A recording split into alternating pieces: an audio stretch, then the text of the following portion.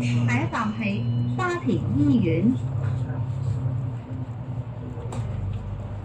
The next stop is Sha Tin Hospital。下一站是沙田醫院。請行李扶手。Please hold the handrail。請緊握扶手。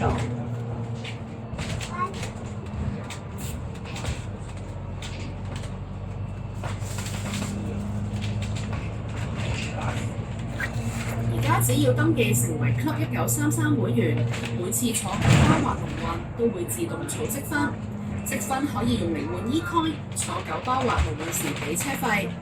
如果你已經係 Club 1933會員，快啲登入 App 1933睇下儲咗幾多積分啦！